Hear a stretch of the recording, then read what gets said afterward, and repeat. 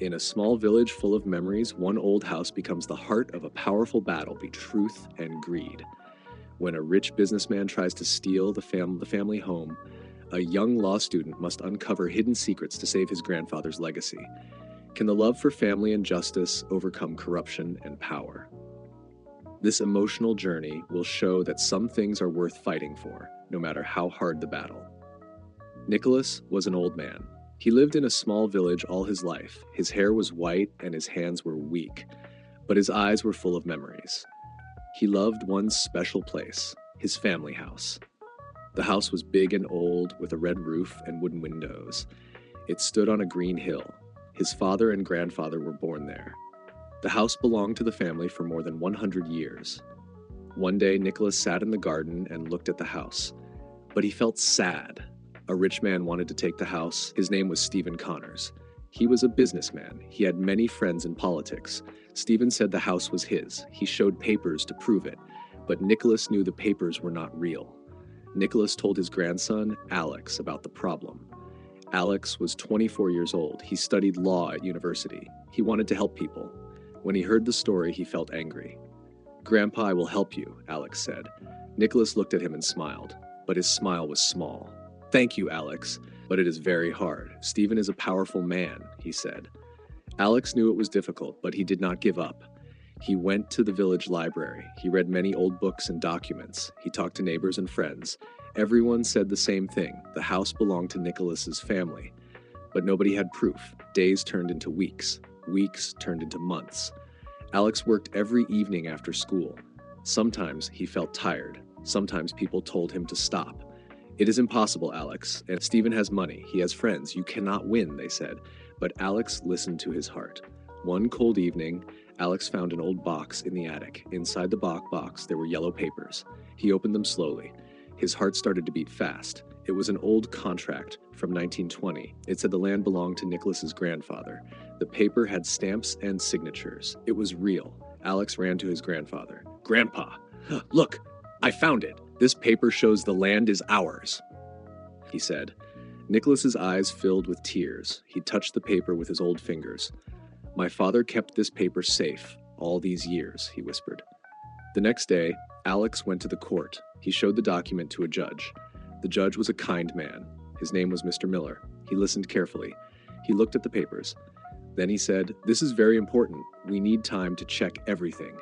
Stephen Connors heard about the document. He tried to stop the case. He offered money to Nicholas. He called Alex many times. "Give up, boy. You can't win," Stephen said. But Alex refused.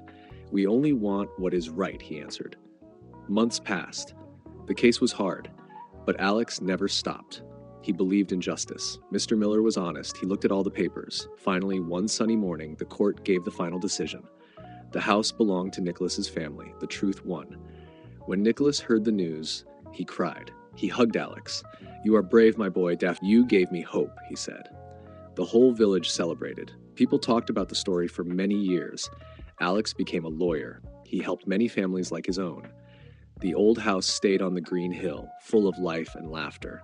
The fight was long, but the truth was stronger than lies, and the love of a family was stronger than money. After the court's decision, life in the village slowly returned to normal. Nicholas sat on his wooden chair every morning, looking at the house with peace in his heart. The garden was full of flowers again, birds sang in the trees, but the journey was not over. Stephen Connors was not happy. He wanted revenge. He tried to buy other lands in the village. He wanted to build factories and tall buildings. Many people were afraid. They thought Stephen was too powerful. Alex knew the village needed protection. He worked with the villagers to create a group. They called it Friends of the Village. The group helped families understand their rights. They taught people how to protect their land and their homes. Nicholas became a symbol of hope. Even though he was old, he came to every meeting. He told stories about the village's history. His voice was soft, but his words were strong. "We must protect our land. It is not only land, it is our family, our memories, our future," he said. Alex worked day and night. He helped people write letters and fill out papers. He went to the city to speak with lawyers and politicians. Little by little, the village became stronger. One day, Stephen Connors left the village. His plans failed. The people were united.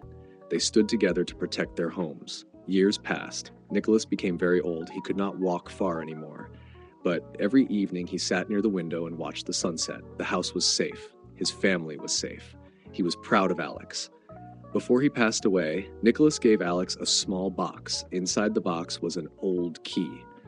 "This key is for you," Nicholas said. "It is not just a key for the house. It is a key for justice. Never forget to fight for what is right." Alex held the key in his hand. Tears filled his eyes. He promised to continue his grandfather's fight. Many years later, Alex became a famous lawyer. People from many villages came to him for help. He never forgot the lesson of his grandfather.